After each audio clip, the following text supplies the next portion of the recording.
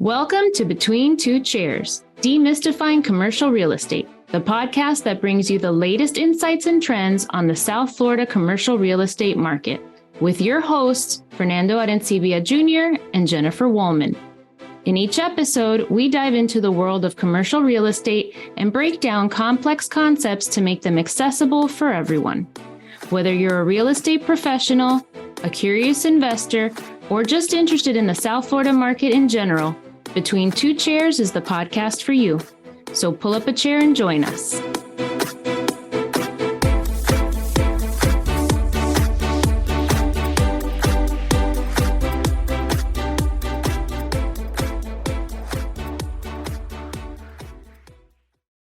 Welcome, everybody, to another episode of Between Two Chairs. My name is Fernando Arencibia Jr. Thank you so much for joining us. With me, as always, is the very unique and very exceptional Jennifer Woolman. Jennifer. We don't pronounce the J. We pronounce it white. Jennifer. I love it. Hi, everybody, and welcome. So I'm excited because today is the first day of the South Beach Wine and Food Festival. And you might wonder, what does that have to do with real estate? Well, in addition to being a huge premier event and one of our big ones for South Florida, it really helped put Miami as a food destination on the map. And I think I've spoken about it before, but when I first moved here back in the 90s, there weren't a lot of great options. I'm trying to think of what was here. I mean, Versailles obviously was here. That was great. But in terms of like overall fine dining, Joe's Stone Crab was here, still a classic. Yeah. What was the one on Miami Beach? It was a beautiful building. The Forge. The Forge. Oh, I miss the Forge. I loved it. They had the best price for Veuve Clicquot by the bottle. Oh, really? Yeah, it was incredible. Yeah, I loved the Forge. I missed the Forge. The fact that you would get a tour if you wanted to. They had so much history. Yeah, bring the Forge back. I know. We got to do that. But anyway, so because the Wine and Food Festival was so big of an event and so important at bringing it down, I just want to give a shout out to not just the event itself, but also to FIU. 100% of the proceeds from this event do go to FIU's Chaplain School of Hospitality and Tourism. Yeah. Yay, thank you for everything FIU does. They're a great community partner, and their program was ranked number 8 in the U.S. by QS World University Rankings. And then another huge shout out to Lee Brian Schrager, who's the Senior VP of Communications and Corporate Social Responsibility for Southern Glazers Wine and Spirit of America. They're a pillar institution in Miami, and he has done so much for the food and beverage industry in Miami. So a huge thank you to Lee Schrager. Basically, it started back in the 90s. It was a small event. It started at the North Campus of FIU and was okay as an intro, but in 2007, Lee had the brilliant idea of partnering with the Food Network. And so the Food Network brought on, big names, big personalities, Guy Fieri, Jose Andres, Rachel Ray, who, by the way, is back this year, and she's going to host one of my favorite events, which is the Burger Bash. The Burger Bash is described as the epic burger showdown. They have like 30 different burgers and then drinks. You wash it down with drinks from, obviously, Southern Glazers Wine and Spirit. So I love their quote on their website about the Burger Bash. It says, "Remember, it's a marathon, not a sprint." So grab a drink, take a breath, and let your taste buds be your guide. And this is such a cool, typical South Florida event. For those of you who haven't been here for these events, we use our beaches for so much more than just sunbathing. The Burger Bash is actually set up. Tables and tents are set up on the beach. We do polo on the beach, not the same day, obviously, because that would be messy, right? Polo and burgers.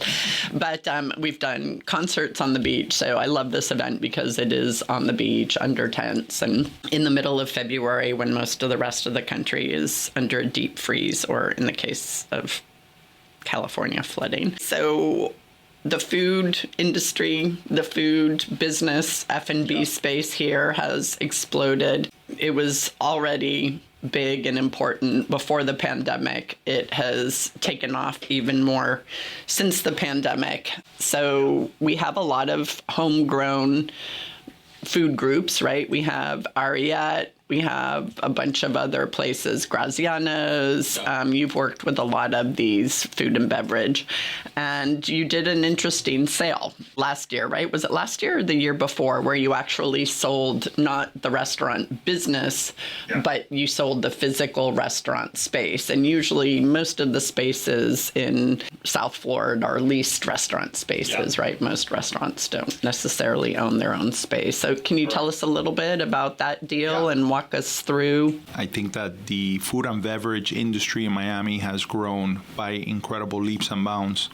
It wasn't too long ago that when you were have conversations with people with other large cities around the world, they would mention that it's strange that Miami, being the size that it is, and that has so much great food, that we really didn't have a Michelin star rated, restaurant.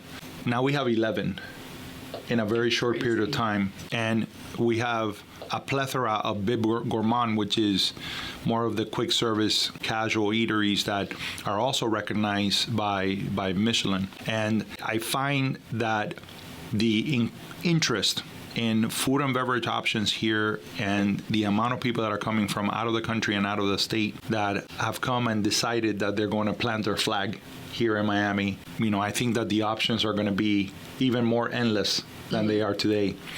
So I can imagine you going through your experience of coming here with barely a lot of options, right? Now this must be like a playground compared to where it was, before. Much fun. It's so much fun. And, I've watched people like Michelle Bernstein kind of grow up in the restaurant. I mean, she's always been amazing, but all the stuff that she's done and the different restaurants that she's opened. Adrienne Calvo also, I've seen her start with one space and then open up different restaurants. So, and then, of course, Michael Schwartz with Michael's Genuine, all the stuff that he's done. So I love it. I love our local celebrity chefs, but I'm super excited for them as well that now their backyard and where they started and the place that they believed in and the city that they believed in is now attracting such big names and helping put them on the map on a much larger scale even than they were before. So.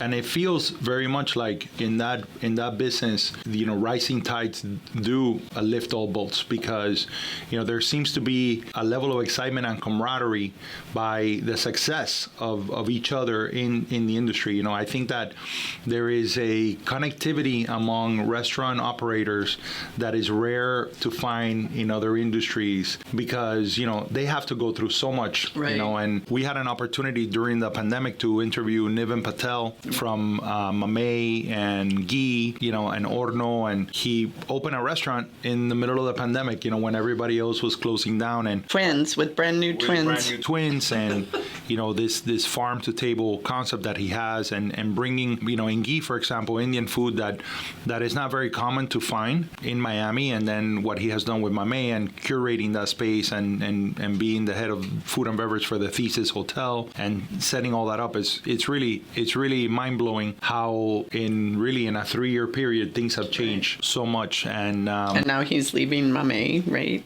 So there's some big changes going on. I can't wait to see what he does next. I know it's going to be spectacular whatever he does, because he's a visionary. And But what I like about that business, and then I'll go into the sale, is that I've never met a restaurateur that is not hands-on, a successful restaurateur that is not hands-on. You mentioned Graziano's, and one of the things that I enjoy the most is from time to time I'll go to the one of their Coral Gables location, the market in Galliano, or I'll go to the market which was their original one in Burr Road in Westchester, and from time to time I'll see Mario Graziano, who's the patriarch and who's the one who started it all, a butcher by trade and a very proud butcher, and saying that, you know, I'm going to bring really quality meats to South Florida, and I will see him behind the counter cutting down a piece of meat in front of another butcher, showing him how to do it, even at this stage when they have 9 locations and they've grown so much and they keep growing. That is,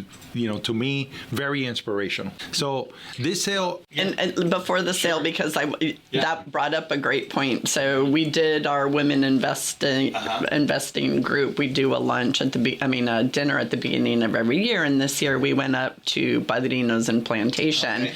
And of course, Beth Azor walks in, and this guy stands up, "Hey, how you doing?" And it's Mario. Mario owns Padrinos. Yeah. That's where we were. And there was this whole story about how he was going to leave the restaurant business. He, you know, after college, he's like, "I want nothing to do with the restaurant business. This was my parents' business." And Beth kept telling him, "Look, you need to open here. You need to open in the space. You need to open in the space." And after a ton of time, he finally went and looked at the space, fell in love with it, opened a restaurant. And he's like, "Thank God I did." He actually said, "If I ever write a book, Beth Azor is going to be in it, because she changed the course of my life. I was going to leave this business." And so here he was in the restaurant, sitting down with his wife, greeting all of the customers that walked in, walking around, super sociable, which also, you know, changes the experience when the owner's there. And then I have to give a shout out to Jeremy Ford of Stubborn Seed and Beauty and the Butcher. I haven't been to Stubborn Seed, but I love Beauty and the Butcher. Yeah.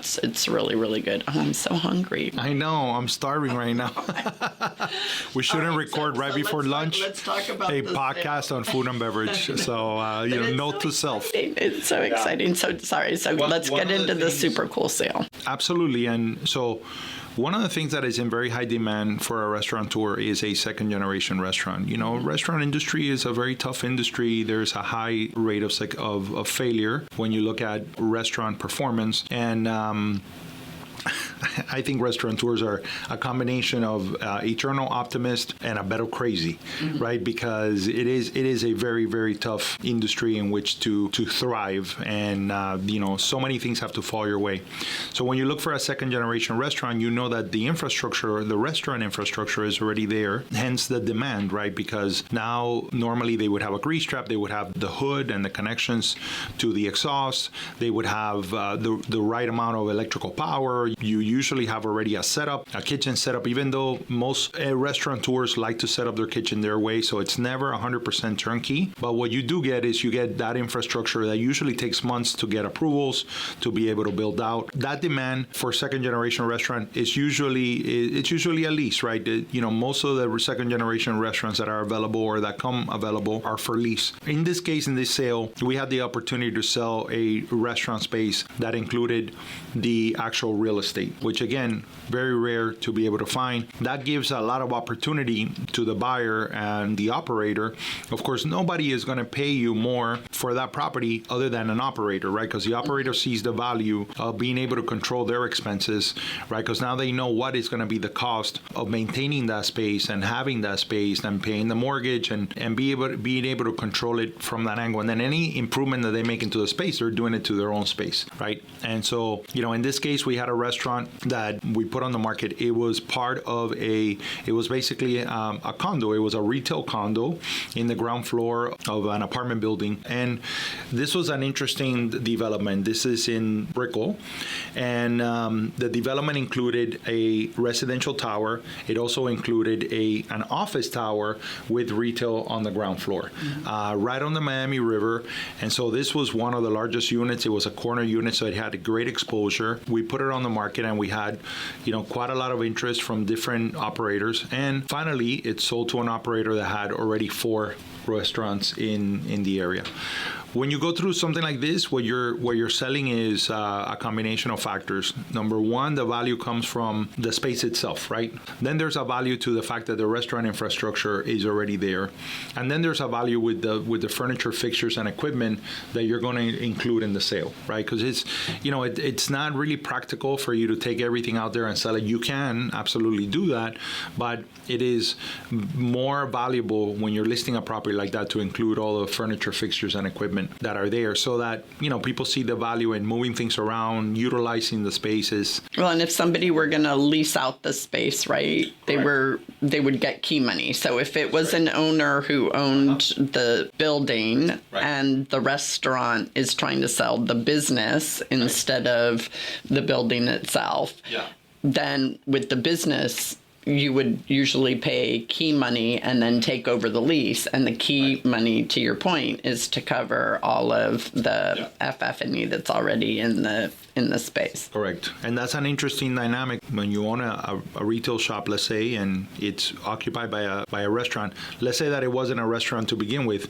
Usually as a landlord, if you're going to rent it to a restaurant, they know that you're going to have to build, the restaurant is going to have to build all of the restaurant infrastructure, the grease trap, the hood, et cetera, et cetera. And then as a landlord, you usually give a tenant improvement credit for those things. So you kind of become a co-investor into a space.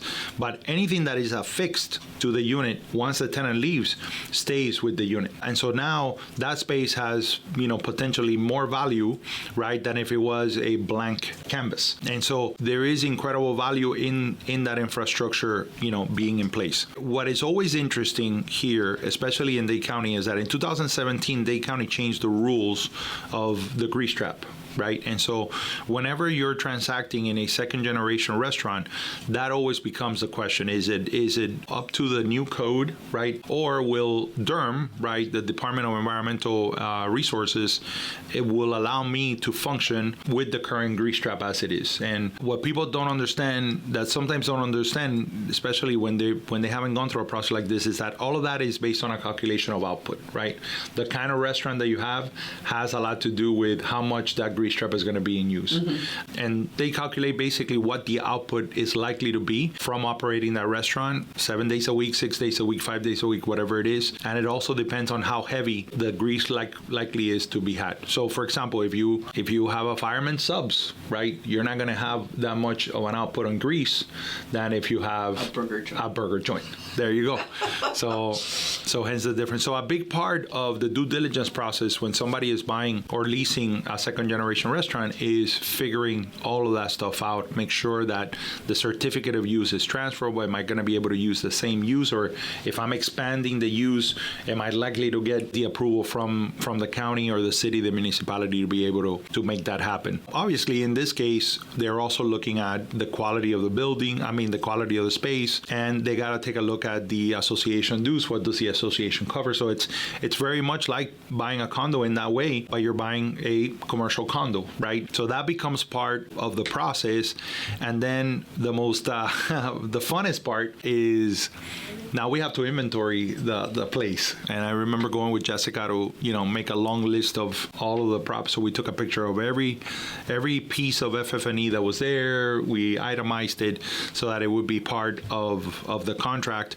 And the great thing about having an operator buying it, especially one that already has four spaces, mm-hmm. is that they were able to get financing. And I think they went SBA, so they were able to get a good...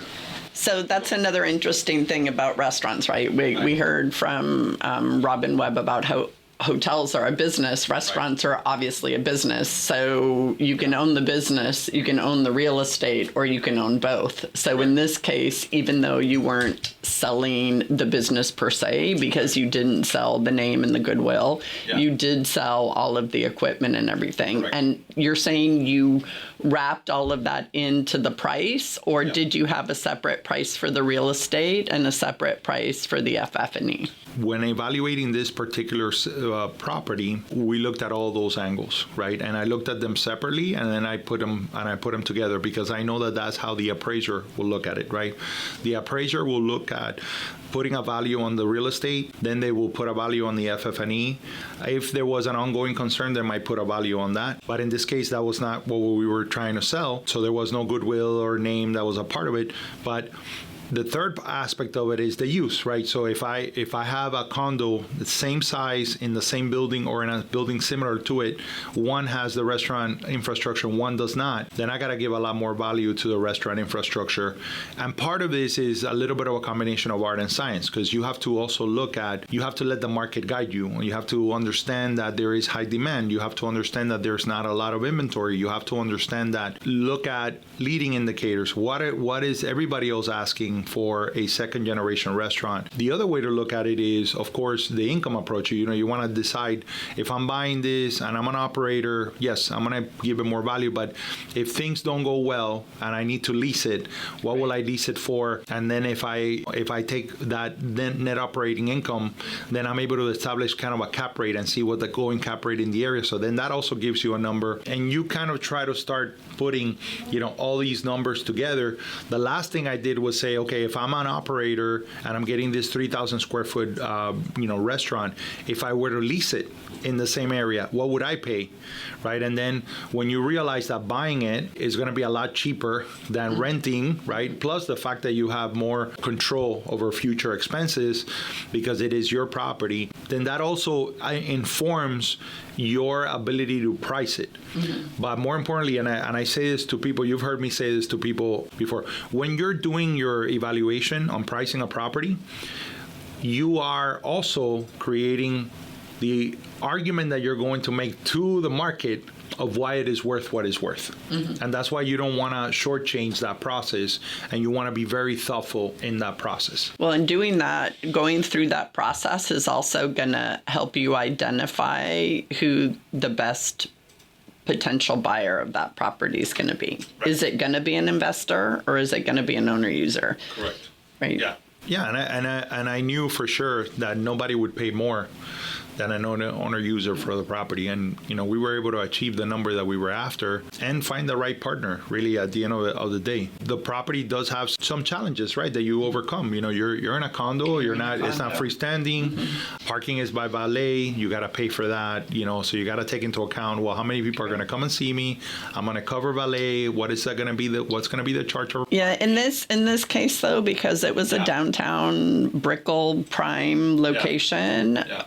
And this is a restaurant that had 4 other, right? This was going to be their 5th, or was this going to be their 4th? This was going to be their 5th. This was going to be their 5th, right? Yeah. And so... And what I loved is it was one family-owned restaurant group selling to another family-owned restaurant group. So it was awesome. And local, so that's awesome too. That's right. They're local long-timers. And what's cool is that, so to your point about the valet and everything, because this was an urban setting, vibrant downtown, I don't think the valet and everything was going to be as big an issue, because the people who are in the suburbs aren't going to be driving to this one downtown, because there was one a lot closer to them with free parking and not the traffic and all the stuff that people who drive from the suburbs instead of Ubering from the suburbs into an urban center go crazy with parking and everything. So in this case, I don't think it's that big of a difference. Now, if it had been them moving and this being their only location, and they're moving from the suburbs and trying to bring their clientele to this location, then I would say you're absolutely right. Because my suburbans aren't going to want to pay $25 to have their car parked. No, and I will say the other thing that was interesting here, this was in a part of Brickell that was not, you're not in the heart of Brickell, right? And so, but I started to look at the landscape, and you would say, well, look, I'm selling a condo. Let me just focus on the condo. But the reality is that this is where location matters, right? And understanding what is happening in that place and what is the potential growth factor. So, for example, one of the things that I realized was that this was probably one of the areas in Brickell that has the most potential for new development, right? And then I started doing research, and then I realized, well, wait a minute. We just had 2 hotels that opened up a block away, right, that were under construction, and they opened up a month after I listed the property. So that I knew that was going to be a part of the component.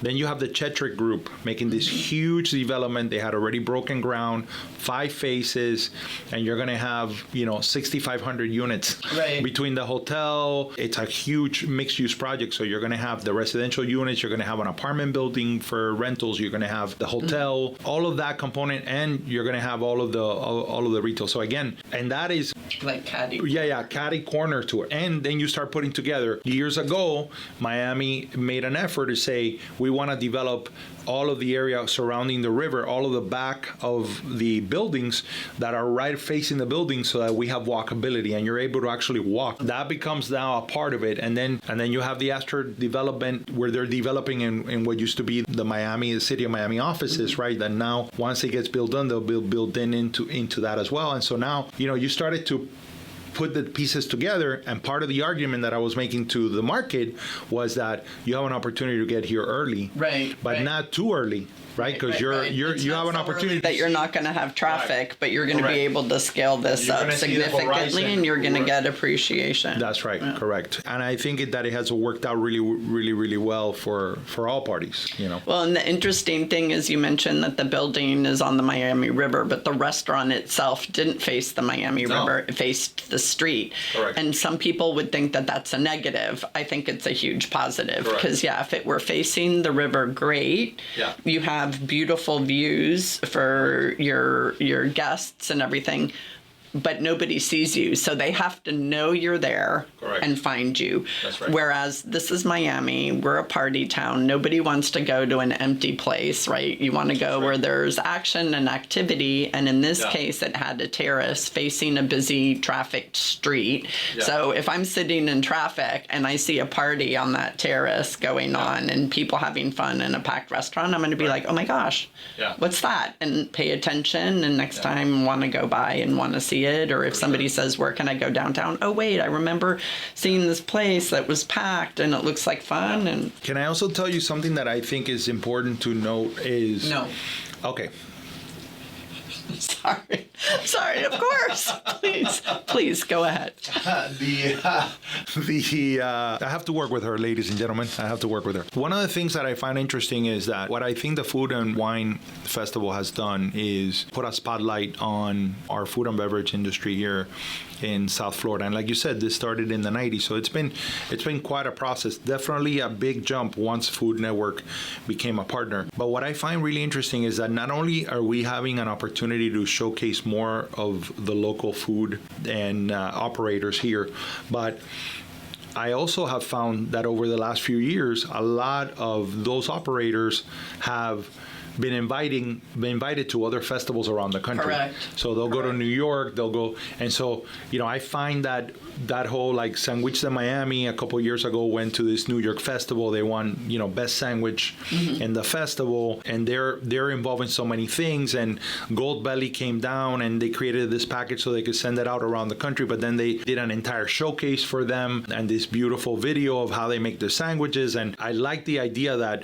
not only is it that people are coming here to stay, but that now our local talent is being showcased, around the country. Exactly. And we have a unique spin on stuff just because I know New York is a melting pot and San Francisco is a melting pot, but I feel like the flavors that are inspired here, I don't know if it's because of what we grow locally or because we are so tropical or because we get strong influences from the Caribbean and Latin America, but I feel like I go to New York and great Italian food, great French food, but I don't really find the nuanced taste. You get wonderful food and beautiful, and a lot of them are art, works of art. You get a plate and you're like, okay, I barely want to eat that. It's so pretty. But here you get that, but you also get these unique flavors. Like Kush does a burger with like guava sauce, right? Like who puts guava on a burger? It's really, really good, right? So you think of stuff like that, and and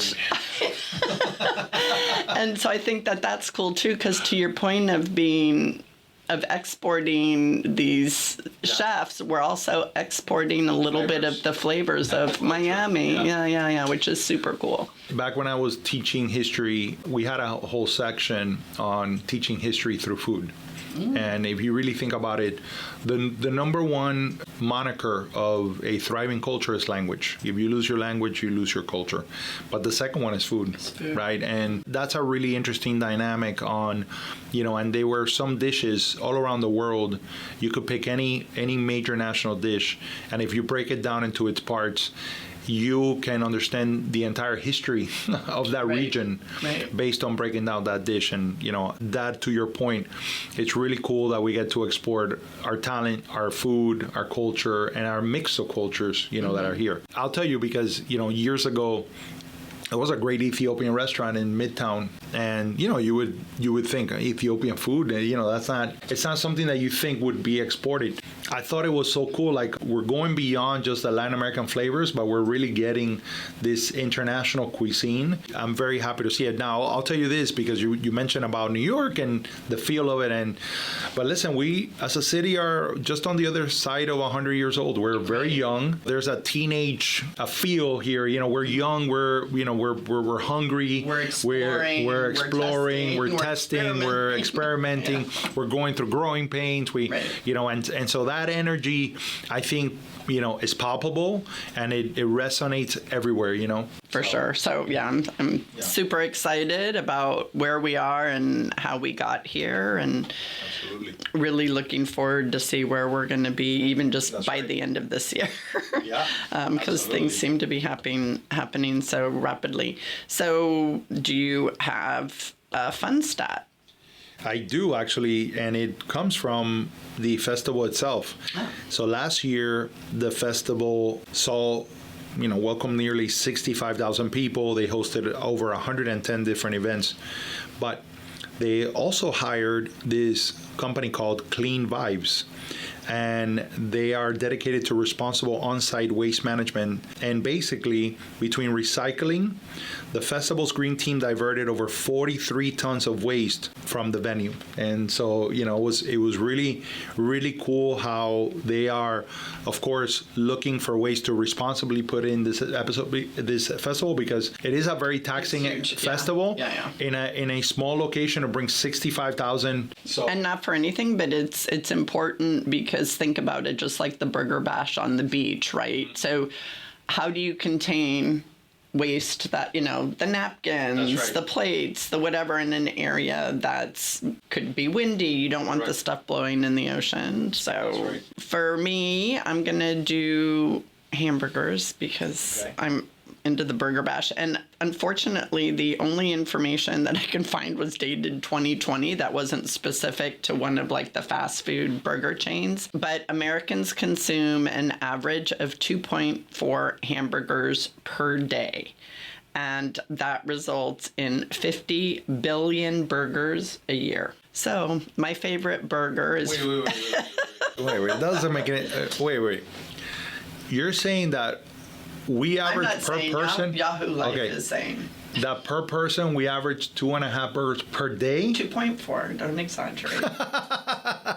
2.4 per day, and this I said, this is back in 2020.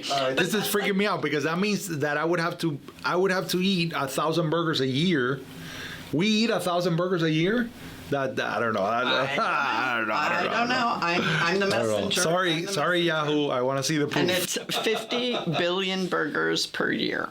That's interesting. I mean, maybe I get the 50. I believe the 50 million burgers per year. I don't know about the 2.4. But And my favorite burger is the Miami Blues from Locale. It's the Kush Hospitality Group, and with blue cheese. With blue cheese. Yes. So good. Yeah. So good, and it gets all melty and gooey.